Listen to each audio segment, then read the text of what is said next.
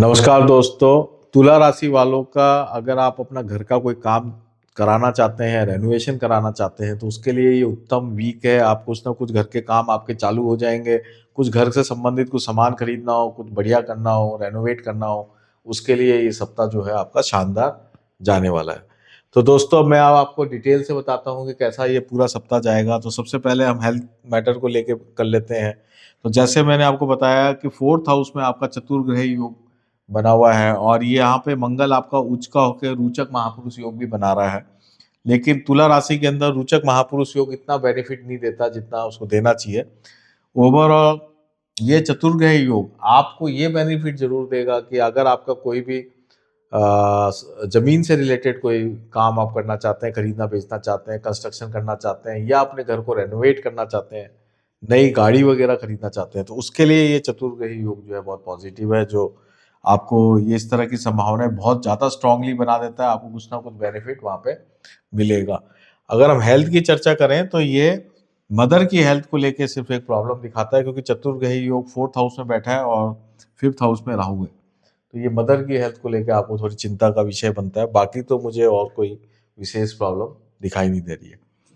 Career की अगर हम बात करें तो करियर पॉइंट ऑफ व्यू से ये वीक ओवरऑल साधारण है।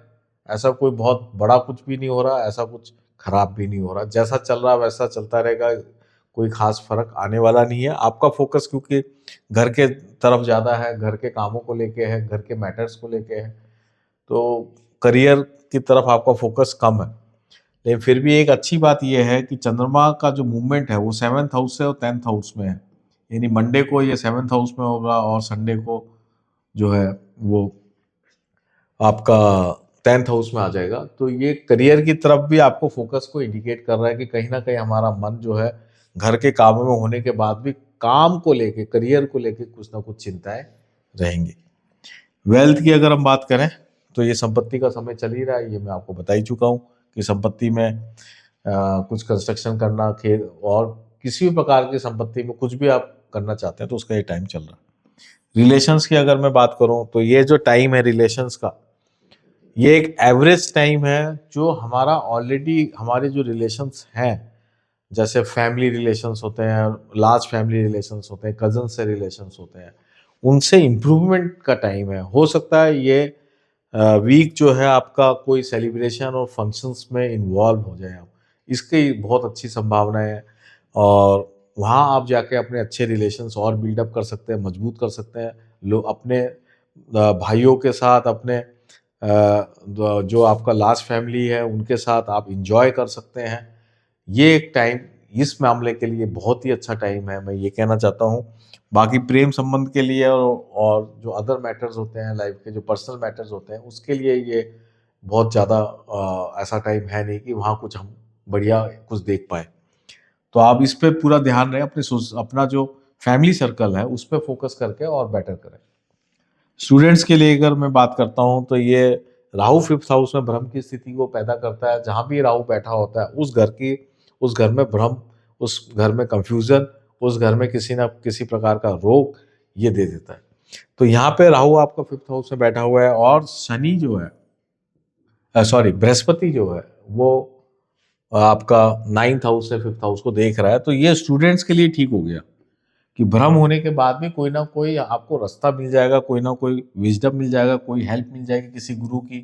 गुरु आपको रास्ता दिखा देगा जिससे आपका काम बन जाएगा। बुध जो है 4th हाउस में बैठा है, जो स्टूडेंट का कारक है, मंगल के साथ बैठा है।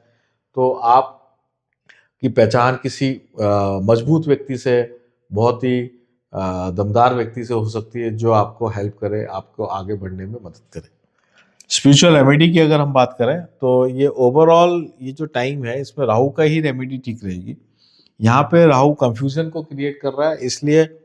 और कई बार जैसे आपका मैंने बताया ना कि लार्ज फैमिली में आपको अपना रोल अदा करना है। आप चाहे चाचा हो, ताऊ हो, दादा हो, किसी भी प्रकार का जो भी आपका रोल है उसको आपको ढंग से अदा करना है।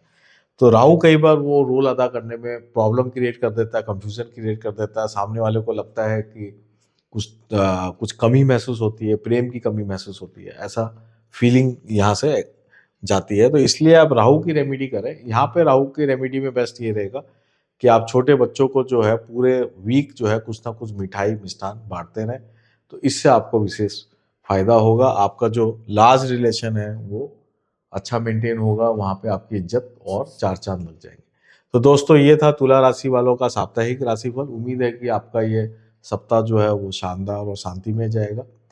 अगर आपको वार्षिक राशिफल देखना है तो वो मेरा ऑलरेडी अपलोड हुआ है यूट्यूब में। वो वार्षिक राशिफल की प्लेलिस्ट में जाके आप वहाँ पे आप चेक कर सकते हैं। उससे भी आपको पूरे साल का राशिफल वहाँ पे मिल जाएगा। आप उसको देख के पूरे साल का आप अपनी प्लानिंग बना सकते हैं।